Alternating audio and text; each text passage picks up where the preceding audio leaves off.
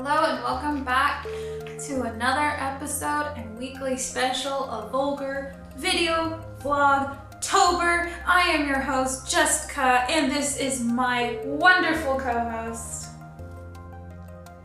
Emma. Today we are ranking this week's saga, which was modern horror. Pretty good week.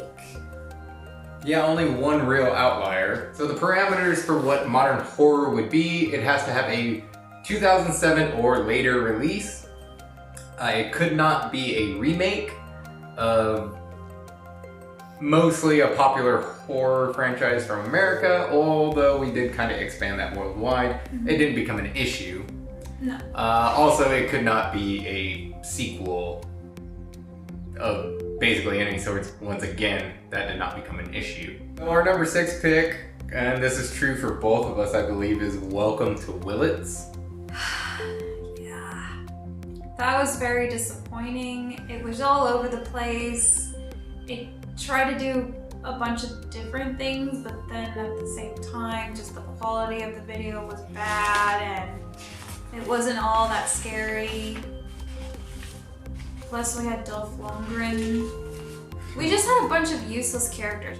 Not hating on Dolph Lundgren or anything. It's just like his character and a lot of the other characters were just useless. Like just there to be killed in a sense. So. Well, that's the thing. Even Dolph Lundgren's character wasn't there to be killed. He was existing in a show inside of the movie universe. Yeah, that's pretty bad. What a waste. Odd. It was just a weird film. I mean, this is going to be one of those ones that you either love it or you hate it, basically. There is no in between here. I can appreciate it for what it is. It's still not good, but No. I can appreciate it for what it was. So, no need to keep going on with Welcome to Willits. I thought we were going to talk about it a lot more in the ranking video, but it's just still weird. Speaking of weird, moving on to number 5, and a movie, in my opinion, that just was beautiful and everything, and visually well done, just pretty useless until the very last 5 to 10 minutes. Can I take a guess? Hereditary? Yes. Yeah. What a waste. Plus it was 2 hours and 7 minutes. That I can't get back. What the fuck? My 5 pick is also Hereditary. Now, is it good in terms of is it well done? Absolutely. I can't knock anything about it. I mean, you could have probably cut it to less than 2 hours if you wanted to, but overall, performances are really good. The script, it's a bit boring for my taste, but it's not bad. It's not illogical necessarily. It's just not logical enough. Let me explain. What I mean is, if you're going for a super twist ending, you do have to leave just tiny breadcrumbs, just a little bit here that the audience can follow. If you don't do that, then it's a twist for the sake of a twist. Yeah. And that's what it felt like. that doesn't work, so it's an undeserved twist ending, which doesn't work for me. I don't think it works for you. No. Like, don't get me wrong, there were good creepy shots, which is a plus, especially ones where you have to pay attention, which is always, nice. For me, I'm a big baby and I sometimes like having the musical cue, but I don't mind having creepy shots where you're supposed to be paying attention. They did that pretty well. But I have to agree with Samo, it's just, the ending was a plot twist just for the sake of being a plot twist. Like, it made me feel unsettled, but at the same time, I felt more confused than unsettled, which I think is a problem. Like, it's okay if I was a little confused, but I was overall creeped out because it was a good creepy movie. But I shouldn't be more confused at the end of watching the video. Yes. I'm gonna play the what if game real quick. Okay. If this was, say we condense the story down as much as possible, so say 20 to 25 minutes, and it was a short in an anthology series, it would be properly creepy. Yeah, that actually honestly would fit very well in That's my mythology. theory for it. Yeah. Is that if you just toned it all down, then it would be like, yeah, expand upon it. So maybe this is kind of the, getting snake bitten by that. Mm-hmm. Anyways, that's enough on Hereditary. And if you want to drag us, because critics... Go ahead. Go ahead. Critics raved on it, but like really... Yeah, and critics love the bitch, so... Well, that's the same producer. Same production company, A24. Yeah. Yeah. So, drag us... At least the witch, I call it the bitch. At least that had the decency to only be about 95 minutes long. Still felt like 2 hours, but... It literally did feel like 2 hours just sitting there watching it. Like, I was just like, not to be an asshole, I was like, how much time do we have left? Because like, I was waiting for us to get to the good part and it had already been over an hour. She will attest, I am a smoker. It's not uncommon, but it's not super common for me to take a smoke break during a movie, especially a horror movie. That one I definitely needed one, because I think we were like 50 minutes in. I was like, oh, it's probably over in like the next 20 minutes. And so I paused it and it was like, oh shit, we still got another like hour and a half to go. Yeah, overall, just not strong.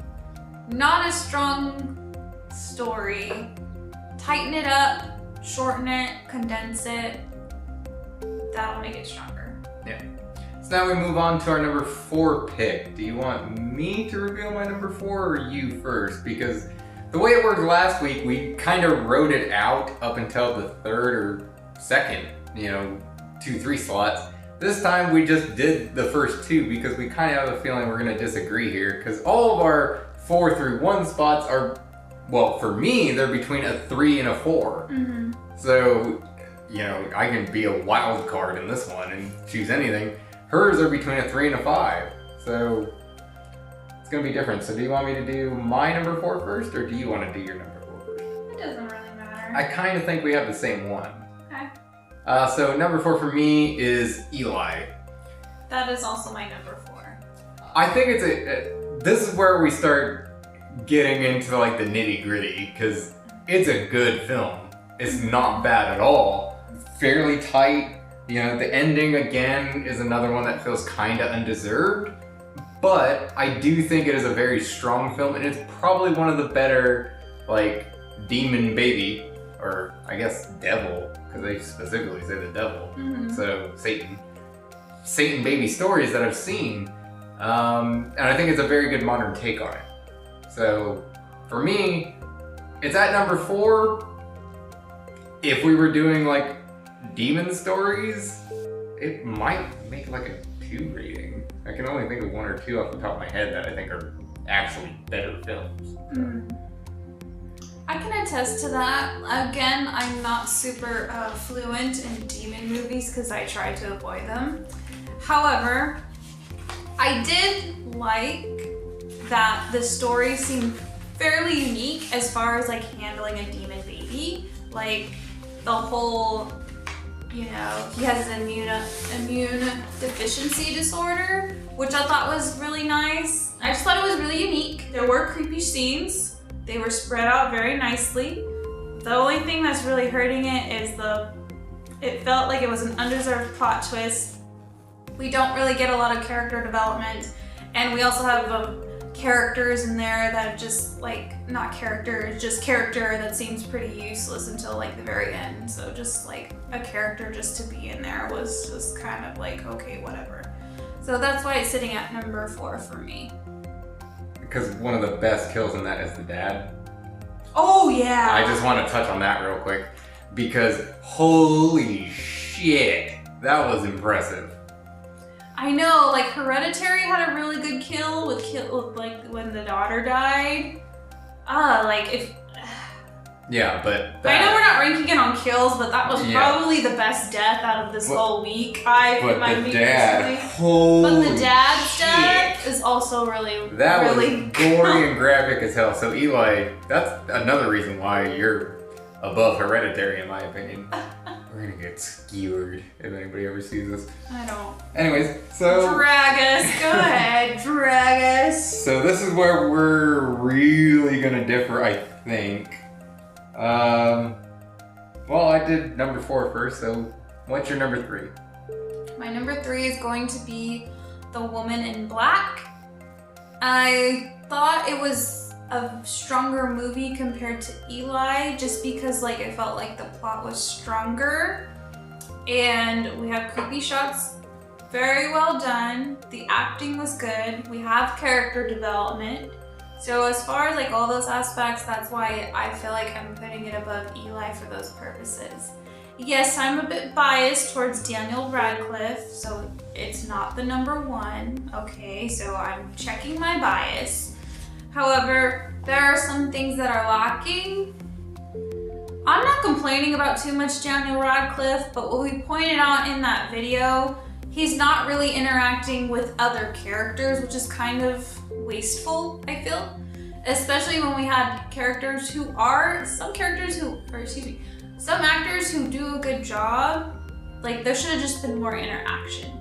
Plus, I didn't really care for how they laid out the black woman to be. Like, Daniel Radcliffe was just kind of like figuring that out in a sense, which is fine, like for like a whodunit mystery type of horror thriller. But at the same time, like, I just wanted more elaboration, not just from Daniel Radcliffe's perspective. Maybe I'm just wanting more of other people's perspectives, and I think that would have made the film stronger. Plus, the ending was bittersweet. I didn't mind the ending per se, however, some people would disagree. My number 3 pick is also going to be Woman in Black. So you already talked about kind of the down notes of it. What I would say is this is actually a very good movie to watch, like, because I'm starting to really get into the Halloween spirit now. So, you know, we're a week away, a little bit less than a week away at this point. So I'm starting to really get into it. And if you want creepy ass atmosphere, watch this Halloween night or the night before Halloween. You know, if you're going out to a party or whatever, watch it the night before Halloween with a couple of friends. Turn all the lights off at night. This will, you're not gonna sleep very well. All right, it will creep you out, and it does that very well, extraordinarily well, in my opinion.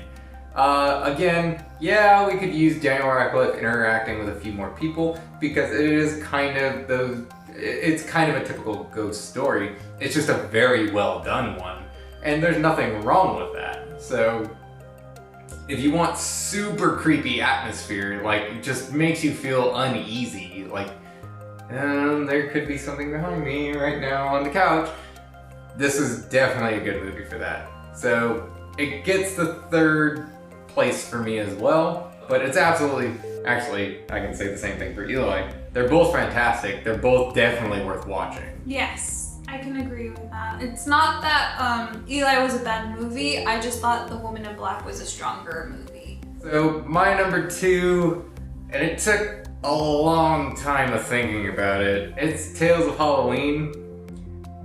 Now, I think I referenced for my number 3 pick that it would be great to watch with some friends, you know, to get you creeped out.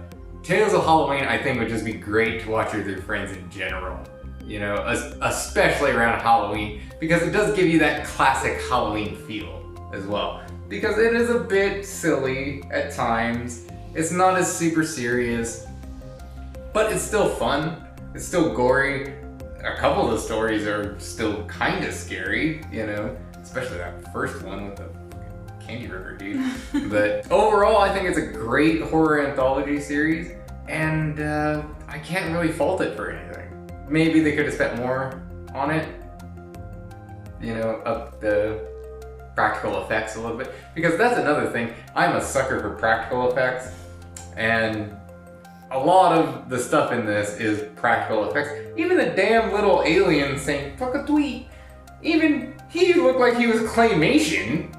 You know, probably against a green screen background, but still looked like a claymation thing. It wasn't like a, you know, something you made on a computer, really. So, Tales of Halloween, you're my number 2 pick. Tales of Halloween is also my number 2 pick. Wow, Holy shit, we're gonna agree. I did not think we were gonna agree all the way through. I thought Woman in Black was gonna be number 2 for you. I thought you were gonna give an extra brownie point to Daniel Radcliffe. No, I mean, as much as I would love to give an extra brownie point for Daniel Radcliffe, I still have to check my bias. Okay, so Tales of Halloween is also number 2 for me. I agree with Samuel. I think it's a fun movie to watch regardless if it's Halloween, but it's a good one to watch closer to Halloween time. Again, if you're not really into horror, I think it's still a fun watch.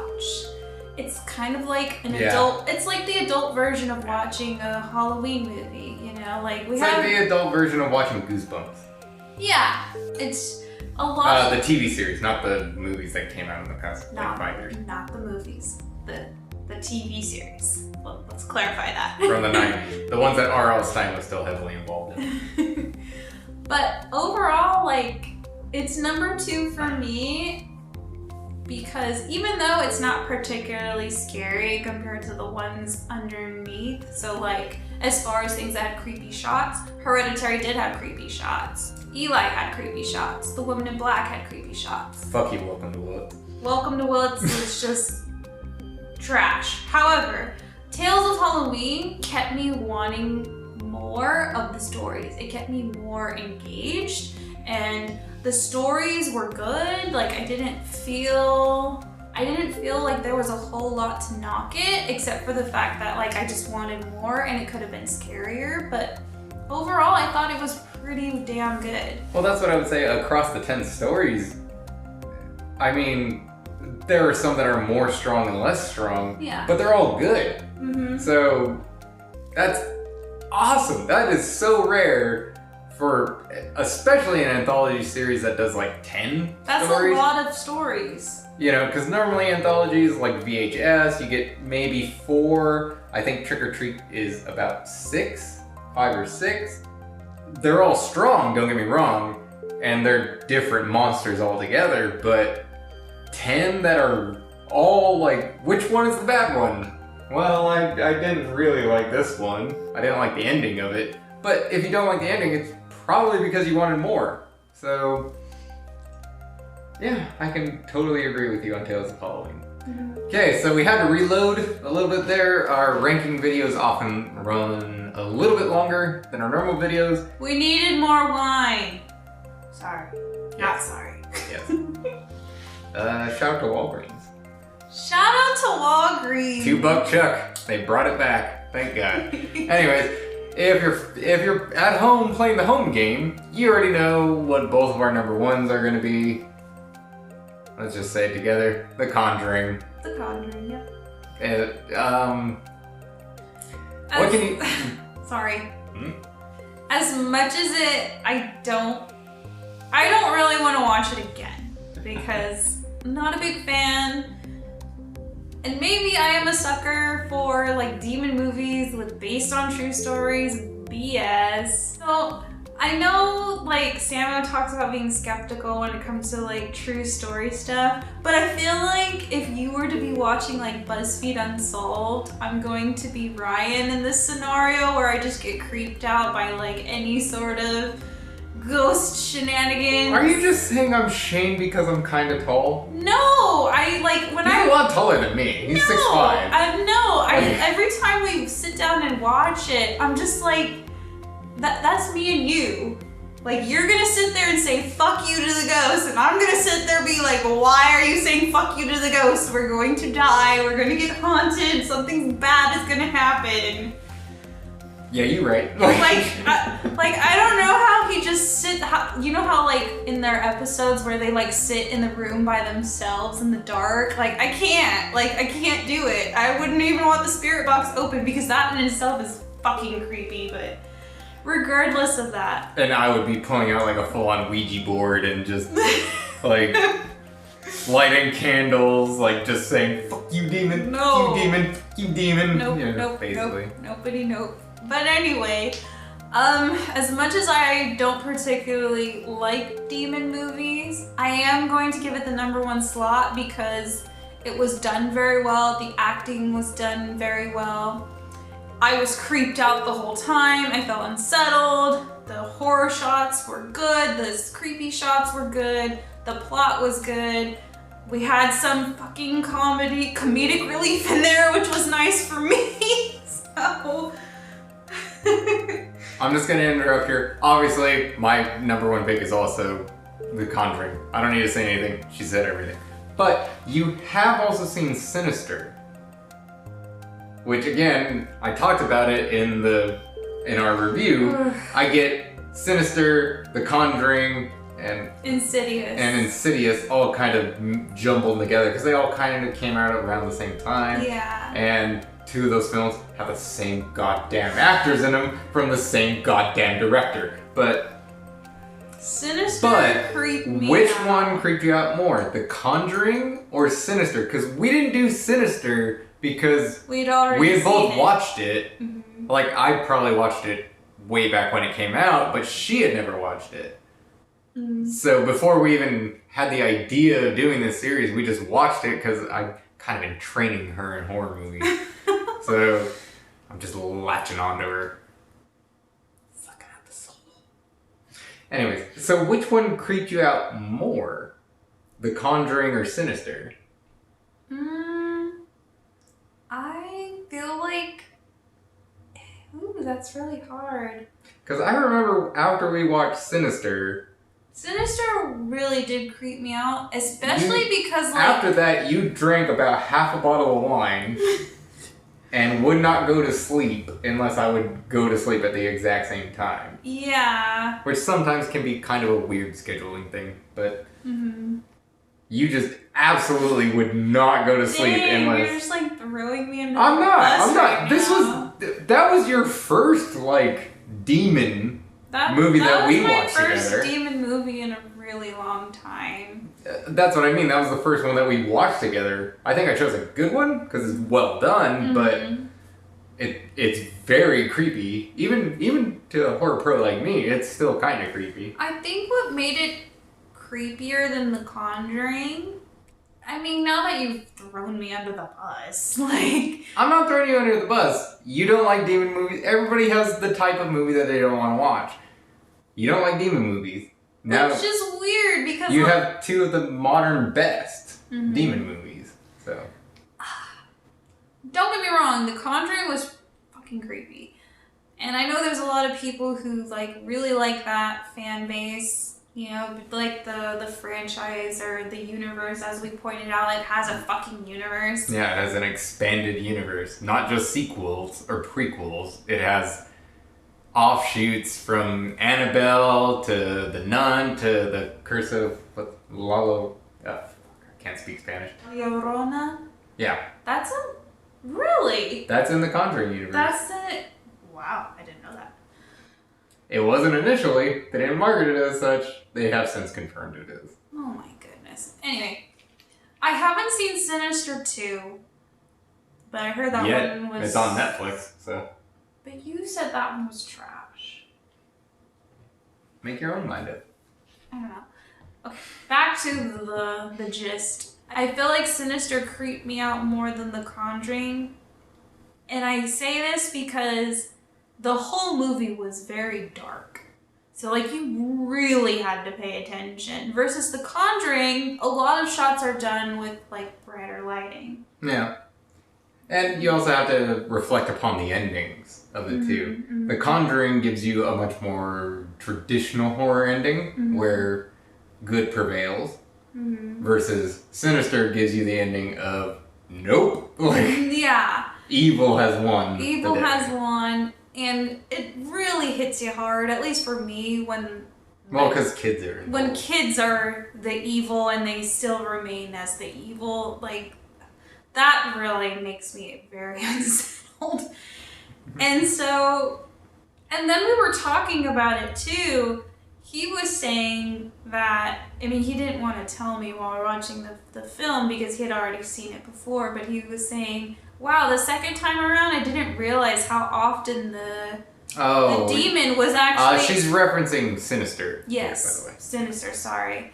I didn't realize how often the demon was throughout the movie, and I'm just sitting there like, what are you talking about? Like... Yeah, there's just little glimpses of the demon face just all over the place. It's like The Exorcist. You only get, in The Exorcist, spoilers, I guess, but you only get one proper shot of the demon face throughout it, but the demon face actually shows up 5 times. Normally just for one still in the film. Like, they cut it in there specifically just to be in there. So it's like subliminal messaging. Got it. Which just adds to sort of an eerie thing. So I just wanted to get the gauge here. I think there could be a like subtext reason for why you think Sinister is more scary. And it could just be because now you've watched a lot more horror movies since then. So you've built up your armor like an RPG character. You've got better equipment now. You're just like, oh, I've seen that before. Although I am in agreement with you. I do think Sinister is actually creepier than The Conjuring, but I think The Conjuring is the better film. Yeah. So. I don't want to be knocking The Conjuring and having people drag me. The Conjuring is a good movie, okay? As much as I would not prefer to watch it again, because I'm a big baby, it is a good movie. We're also not knocking Sinister. No, They're both absolutely creepy. not. They're both very good and very creepy. I just think The Conjuring is slightly better. Like, this is trying to pick between, like, oh, do you prefer, do you prefer honey roasted almonds, or do you prefer, like a slightly spicier almond? It's just... like habanero almonds. Yeah, which do you prefer? It just depends on the day. So, now, I don't have my hat. We have decided for this final week, ending off our Vulgar Video Vlogtober week, we have decided to be cheeky and pick our favorite horror movies to watch for the week. So there is no real... There are no parameters! Yeah, there's no parameters for this. It doesn't matter if it's good. It doesn't matter if it's shit. It's just a horror movie that we can always come back to. There is one that technically it exists on both of our lists. We can just, fuck it, we'll just spoil this one. We've made reference to it before. Sleepaway Camp is definitely going to be on there. And I'm just going to do some theorizing here. There's going to be a Friday the 13th from you. Because, of course, if you've been watching this whole series, I've brought up Jason plenty of times. I've brought up that campy horror is probably my favorite horror. But with no parameters, which one would you bring up? That is something I'm going to have to decide. And you could theorize for me because I'm the classic horror nerd. There's probably going to be an Alfred Hitchcock movie in there. Of course. At least one. Probably just one. But I would be surprised if you didn't have one. Because you notice, for those of us that have been watching, you know that for the week, meaning we pick 6 videos. We pick 6 films. So I'm going to pick 3, and he's going to pick 3 to make it even. What would be the point of watching our films? Since we're not really ranking it, we're just going to watch it, but with a more critical eye. I was going to say, well, I'll still do a ranking on it. No, we will still do a ranking, but think of it as So we're just going to give our insight on these because they are our favorites. Now, I just want to clarify right here. Just because we say they are our favorites does not mean they're 5 out of 5s. No. It absolutely does not mean that, alright? It's just a film that you have watched that you just love it. There are, let me step out of the horror genre here real quick into just films that I know have problems that I love. if you want to go with like a slightly more kid-friendly movie, Heavyweights, back from, what was that, 1993? Is that the one with Ben Stiller? Yeah. Oh my god, I love that movie. Love that movie. It has problems, alright?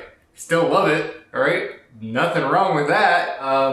Kinda into the horror spoof genre. The Haunted House movie with Marlon Wayans. Love it. Alright? It's literally on my Xbox. It is one of 4 movies that I have bought. And I bought the sequel too. I love it. Alright? It's stupid. It's not a 5 out of 5. But, every now and again, I come back to it maybe once every 2 months. Just to have a laugh. Just to have a laugh. Alright? So, just because it's something that is your favorite, it doesn't mean it's perfect. It doesn't mean it's a 5 out of 5 or even a 4 out of 5. It could be a 1 out of 5, but if you have fun with it, who cares? Another one would be the Street Fighter movie that came out way back when. Oh, God. With Raul Julia. Do you know who that is? He played Gomez Addams in the Addams Family movies that came out when we were kids. That's right. Yeah, and he played M. Bison. And Jean-Claude Van Damme played Guile. And it was glorious. It's a shit movie, but god damn it if it's not fun. Oh my god. I guess a more popular version of that, I could have said the Mortal Kombat movie. You know what is one of my problematic faves, since we're going really nostalgia right here, is the Power Rangers movie. Oh, yes. It's, looking back at it as an adult, Oh, it's trash. It's so bad, but I love it. Oh my goodness. Oh my god. I know the Ninja... Oh my god, we want to bring up Ninja Turtles. No, we're not talking about the Ninja Turtle movie. Not the new Ninja Turtles movie. I'm talking about the really bad Ninja Turtles movie, but I watched it as You mean the second one or the first one? The first one wasn't bad. The second one, Secret of the Ooze? Or what about the third one where they go to Japan back in time? No, not that one. I think it was one... That was my favorite. I think it was one where they were trying to feed, the henchmen some type of food or something. Secret of the Ooze. Okay, yeah. I know it's so bad, but it's it's one of my problematic things. I'm sorry. The things we watch as a kid that we enjoy. I'm 90% confident that's Secret of the Ooze. Well, you know what? We'll just end the video here. And maybe we'll do a little bonus clip sort of thing about us talking about films. It's gonna be completely non-structured, but let's just end this one here. Might have a bonus video for you tomorrow, or just randomly at some point where we talk about films that we just really love that are shit. But anyways. Alrighty, this has been another weekly ranking special of Vulgar Video Vlogtober. I have been your host, Jessica. This has been my awesome co-host,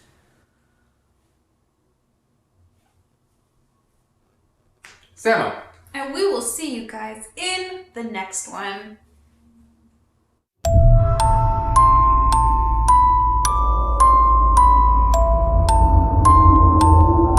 Not hating on Dolph Lundgren, but just wait, are we supposed to hate on Dolph Lundgren? Not really, no. Okay, rewind. Ethan Hawke? Nothing wrong with Ethan Hawke. I like Ethan Hawke. I think he's a good actor.